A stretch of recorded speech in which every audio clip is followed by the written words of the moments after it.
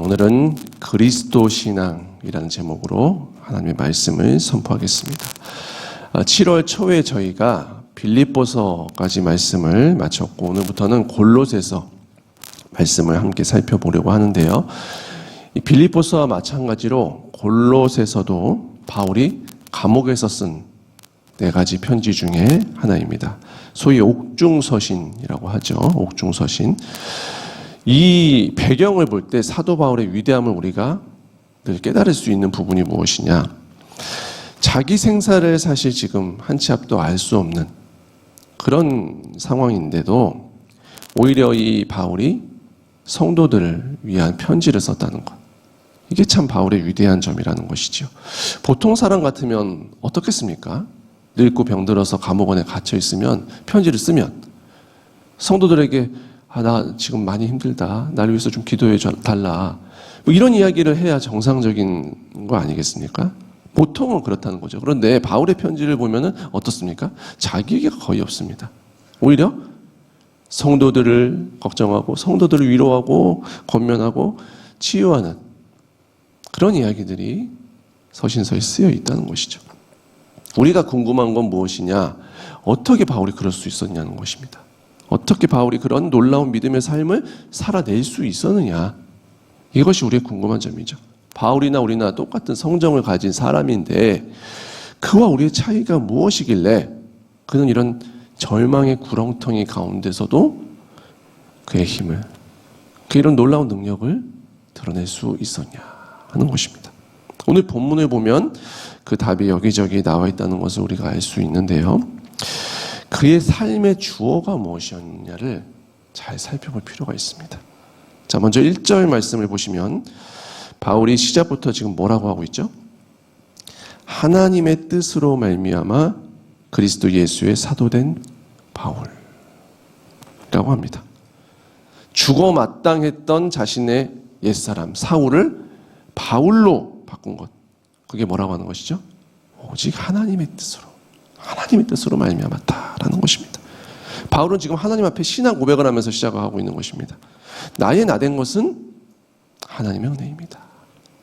하나님이 나를 이렇게 만들었습니다. 내 지혜와 내 힘과 내 능력이 아니라 오직 주님의 은혜로 주님의 선하신 뜻으로 나는 이렇게 살 수 있었습니다.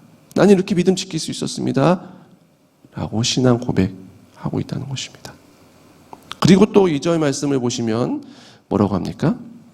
우리 아버지 하나님으로부터 은혜와 평강이 너희에게 있을지어다. 자, 지금 무슨 말이죠, 이게? 나를 나되게 한 그 하나님의 뜻, 하나님의 은혜가 너희에게도 있기를 원한다. 지금 이야기를 하는 것이죠. 이 축복을 하고 있는 것입니다. 성도들에게. 너희도 자신의 힘, 자신의 뜻이 아니라 무엇으로? 하나님의 힘과 하나님의 뜻으로 살아가기를, 그 놀라운 믿음 가지기를 축복한다 라는 것이지요. 그렇습니다. 이게 바울의 신앙의, 바울의 힘의, 바울의 능력의 근원이었다는 것이죠. 오직 주님의 뜻대로, 오직 주님을 힘입어서, 오직 그리스도로. 이게 바울의 힘의 근원이었다는 것입니다. 3절과 4절 말씀도 한번 보실까요? 그는 골로새 교회가 아름다운 공동체를 이루고 있다는 소식을 듣게 된 것 같아요. 그런데 그것도 자신이나 자신의 동역자 에바브라나 다른 어떤 사람에게 돌리는 것이 아니죠. 지금 뭐라고 합니까? 우리 주 예수 그리스도의 아버지께 감사하노라. 뭘 감사해요? 이는 그리스도 예수 안에 너희 믿음과 모든 성도에 대한 사랑을 들었음이요. 다 예수님인 거예요. 예수님, 그리스도, 하나님, 아버지께 감사한다. 그의 주어가 무엇입니까? 하나님이었다는 것이죠. 항상 하나님, 그리스도, 예수, 이걸 늘 앞에 붙이고 있다는 것입니다.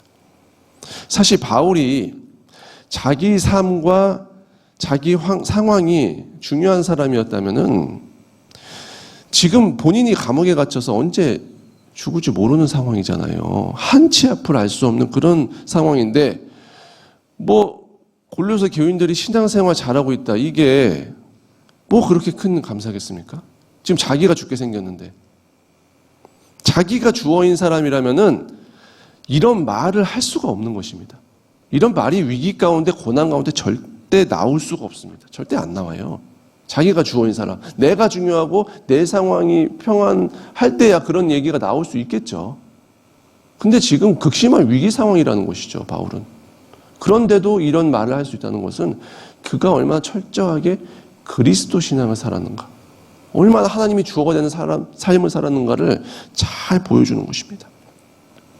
그는 예수로 살고 정말 자신의 고백처럼 나는 죽고 예수로 사는 사람이었다는 것입니다. 복음으로 사는 사람이었다는 것이죠. 그러니까 상황에 관계없이 이런 고백이 나오는 것입니다. 또 8절 말씀 보실까요? 8절 말씀 보면은 동역자 에바브라의 지금 사역을 얘기하고 있는 것인데 뭐라고 합니까? 에바브라가 뭐를 했다고요? 성령 안에서 너희 사랑을 우리에게 알린 자니라. 성령 안에서 너희 사랑을 우리에게 알린 자니라. 지금 동역자 에바브라의 모든 사역도 그리스도 안에서, 성령 안에서 바라보이는 것이죠. 성령 안에서 했다는 것이죠. 무슨 말이냐면 바울 나의 자신 된 것, 나의 나 된 것도, 에바브라의 모든 사역도, 그리고 골로새 교인들 그 사이에 자라나는 사랑, 은혜, 믿음, 그 모든 것도 다 하나님께, 예수 그리스도에게 지금 바울이 돌리고 있다는 것입니다. 사랑하는 성도님들, 오늘 이 사도 바울의 편지를 보면서 우리가 무엇을 다시 깨닫는 것입니까? 성도의 능력과 권세가 어디에서 오는가? 이걸 다시 한번 깨닫는 것입니다. 오늘 바울의 말처럼 사도 바울도 그랬고, 에바브라, 동역자 에바브라도 그랬고, 골로새 교인들도 그랬고, 그들 모두는 그들의 힘과 능력으로 살지 않았다는 것이죠. 지금 이 옥중 서신을 쓸 때 상황, 사실 고린도 교인, 골로새 교인들의 상황도 굉장히 어려웠어요, 사실은. 지금 기독교 탄압이 계속 이루어지고 있는 상황입니다. 그런데 그 가운데서 골로새 교인들이 사랑과 은혜가 자라가고 있다는 거예요.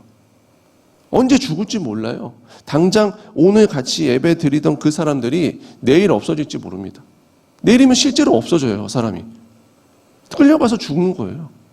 그런 상황 속에서도 이들이 믿음을 지켰다는 것입니다. 바울은 지금 어떻습니까? 감옥에서 지금 내일 당장 어떻게 될지 모르는 상황 속에서 그의 믿음을 놀랍게 지키고 있지 않습니까? 정말 아름다운 고백들을 하고 있지 않습니까? 이런 놀라운 평강, 놀라운 사랑, 놀라운 은혜 가운데 거할 수 있었다는 것은 오직 그리스도로 말미암아 이들이 힘을 얻는 삶을 살았기 때문이었습니다. 사랑하는 성도님들을 축복합니다. 나로 살지 않고 날마다 그리스도로 사시는 오직 그리스도 신앙 되실 수 있기를 주님의 이름으로 축원합니다. 그래서 하루하루의 삶 속에서, 오늘 하루의 삶 속에서 먹든지 마시든지 무엇을 하든지 우리가 어떻게 합니까? 하나님의 영광을 위하여 살아가시는 것입니다. 내 힘과 내 능력과 내 지혜로 살아가시는 것이 아니라 눈을 들어서 주님을 바라보시면서 삶의 모든 지경에서 하늘에서 내려오는 그 믿음 주십시오. 그 은혜 주십시오. 그 사랑 주십시오. 이렇게 날마다 구하셔서 그 은혜로 살아가시는, 그것이 세상을 이기고 오늘 성도가 승리하는 유일한 방법이라는 것입니다. 그것이 우리의 힘과 능력입니다. 성도님들, 우리는 그리스도로 말미암아 살아가는 사람들입니다. 그리스도를 따라 살아가는 자들입니다. 그래서 우리가 무엇입니까? 그리스도인이라고 하는 거 아닙니까? 그게 뜻입니다. 그리스도인의 뜻이. 성도님들, 그 이름에 걸맞는 우리의 하루하루의 삶이 되실 수 있기를 축복합니다.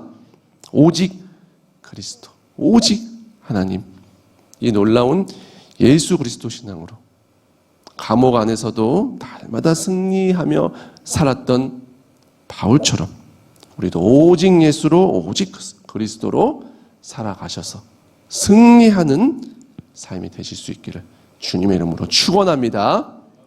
주신 말씀 가지고 함께 기도하시겠습니다. 하나님